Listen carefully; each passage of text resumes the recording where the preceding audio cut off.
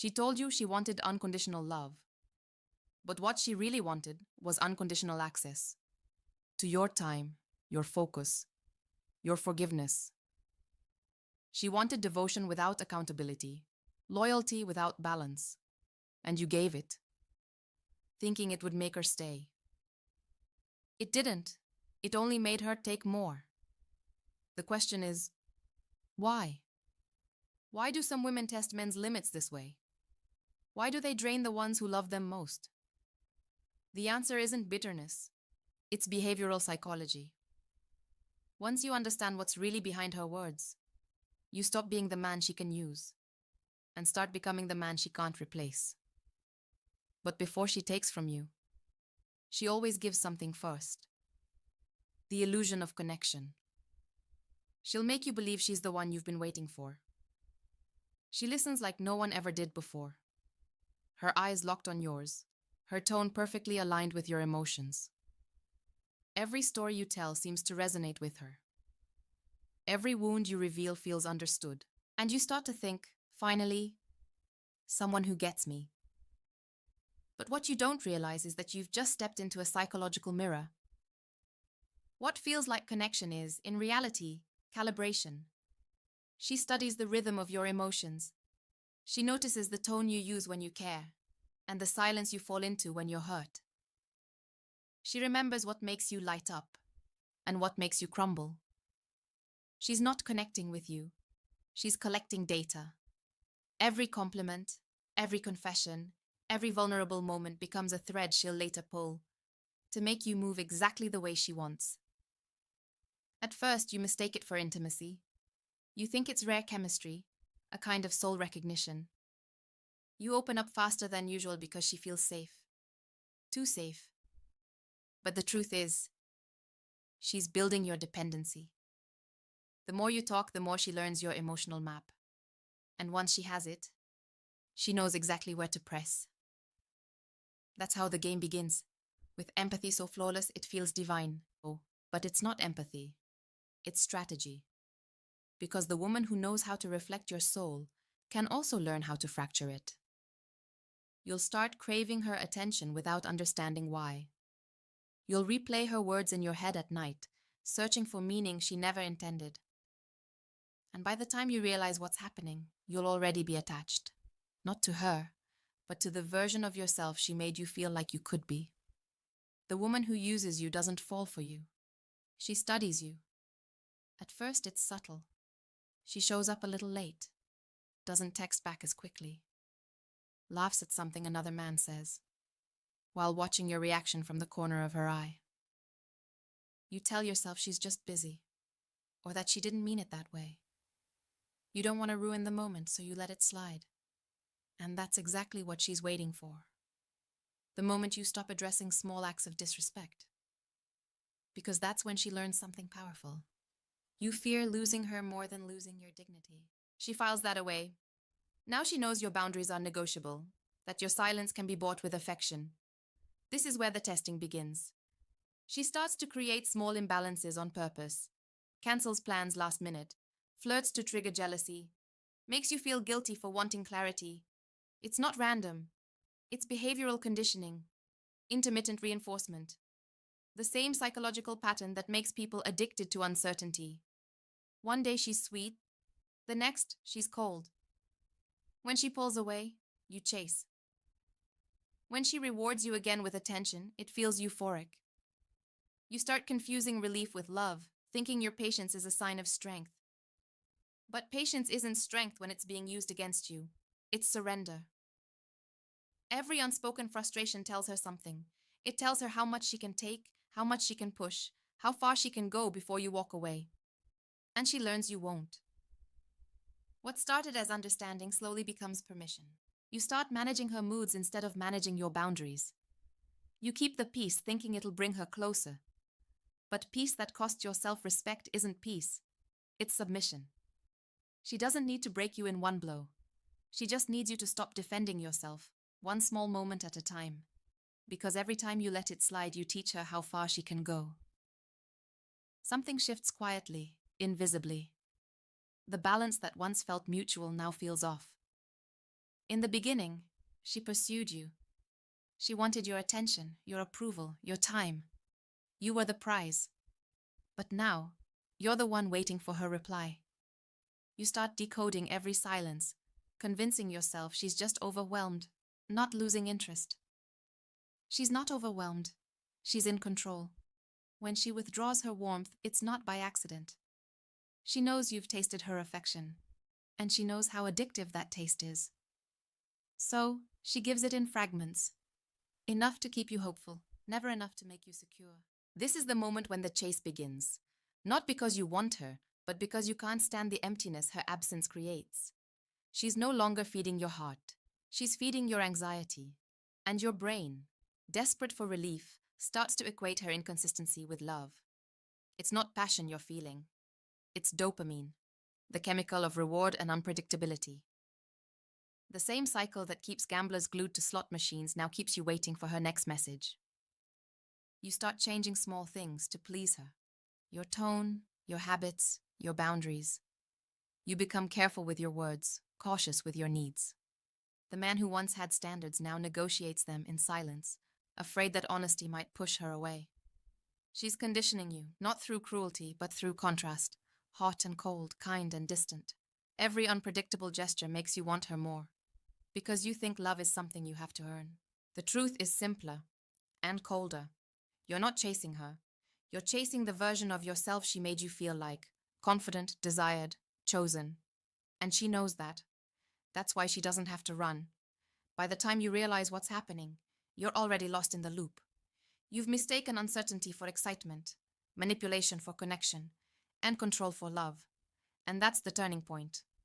The moment when the man who once had her attention now fights for her validation.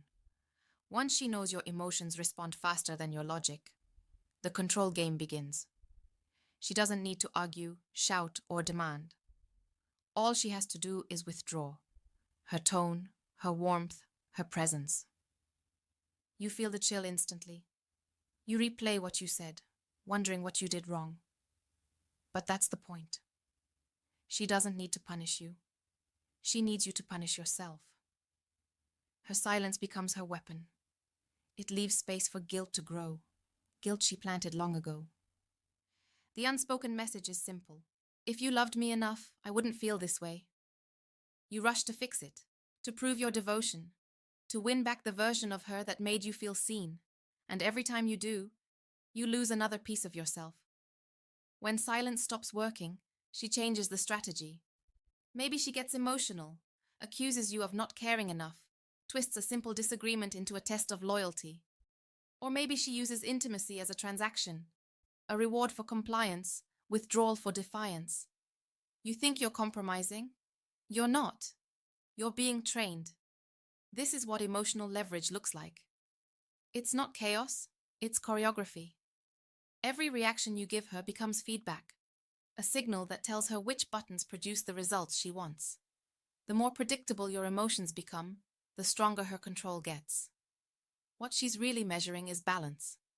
How much love she can take from you before respect disappears. Once she learns that equation, she'll maintain it. Never giving too little to lose you. Never giving enough for you to feel safe. And you?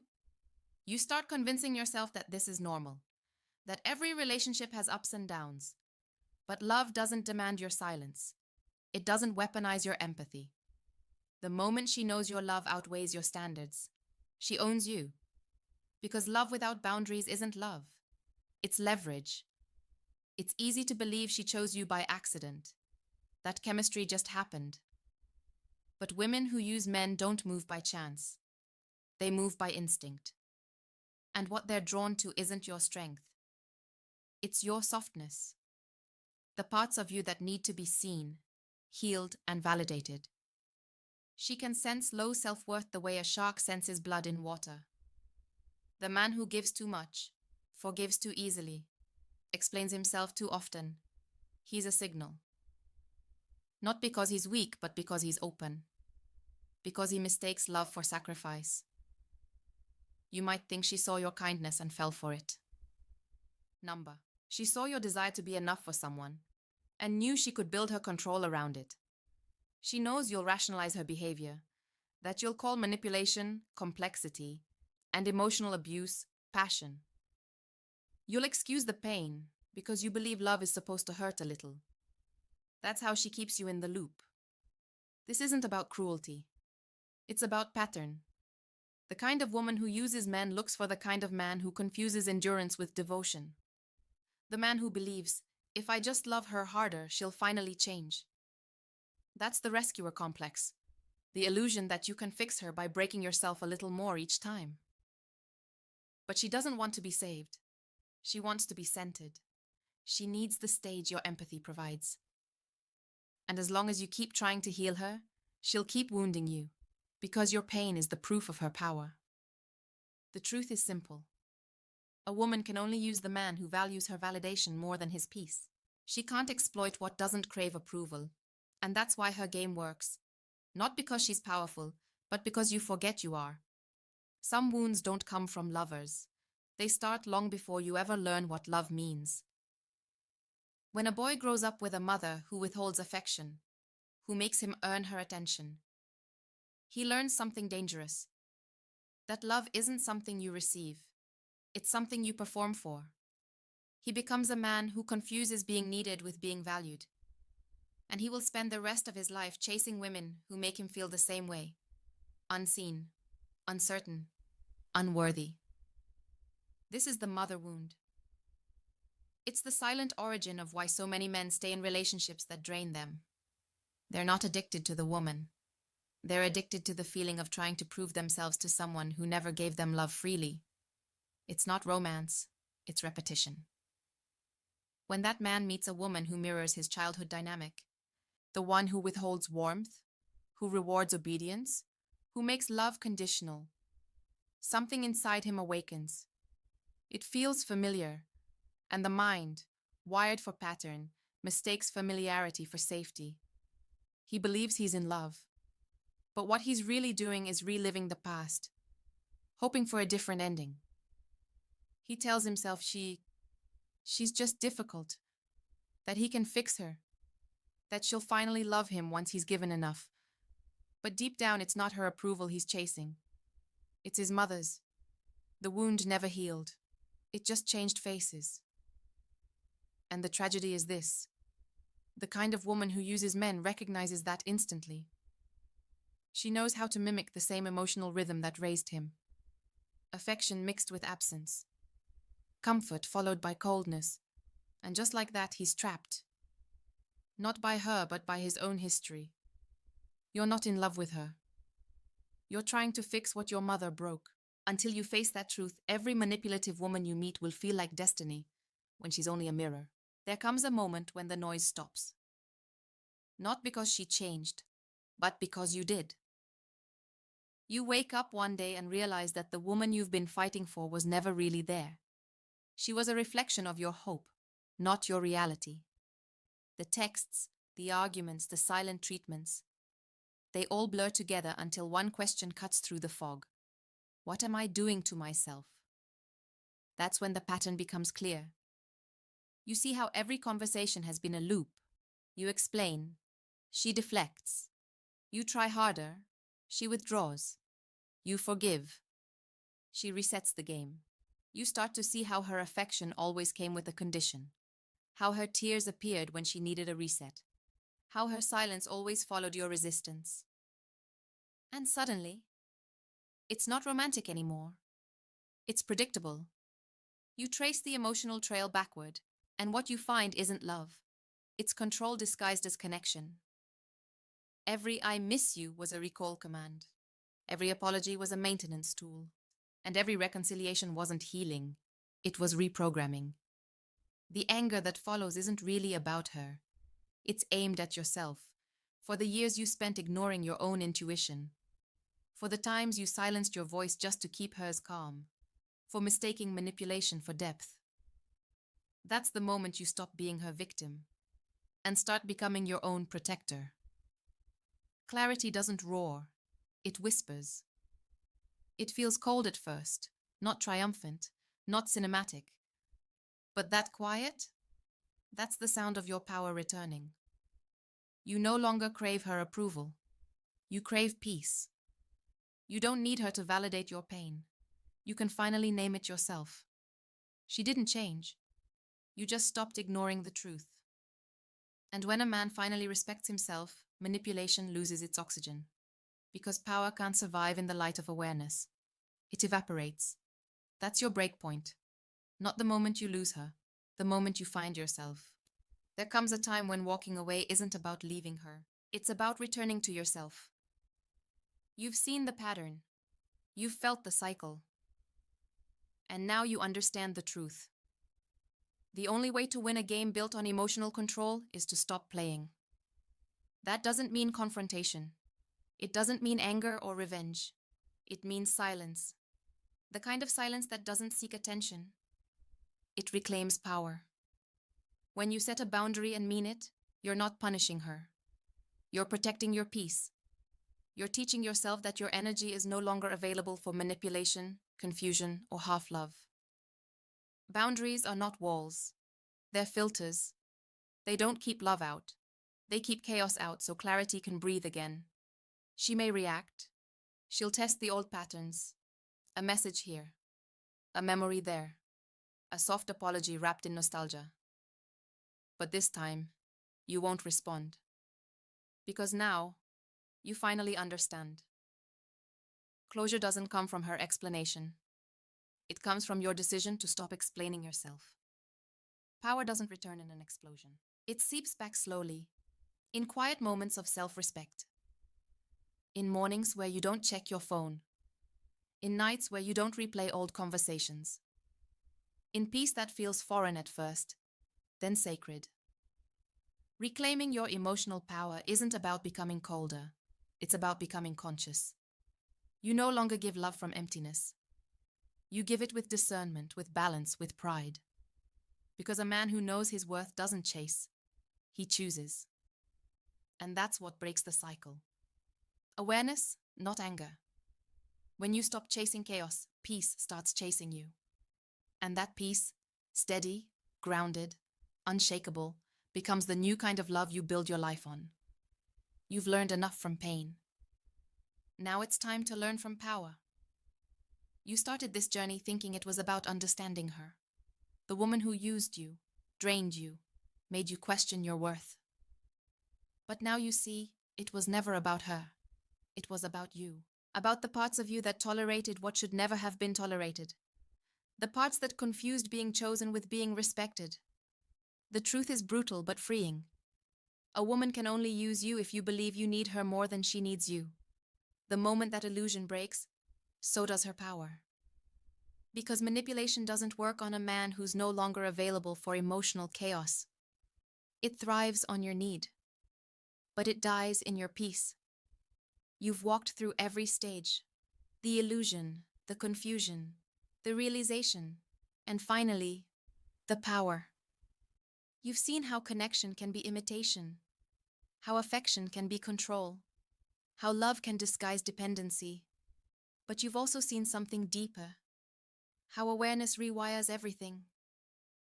You've learned that protecting your boundaries isn't cruelty, it's clarity. And clarity is what makes you dangerous. In the best way possible. Not because you play games better, but because you don't play at all. You see through the performance. You recognize the manipulation. And you choose silence over reaction. That's emotional mastery. That's what makes a man untouchable.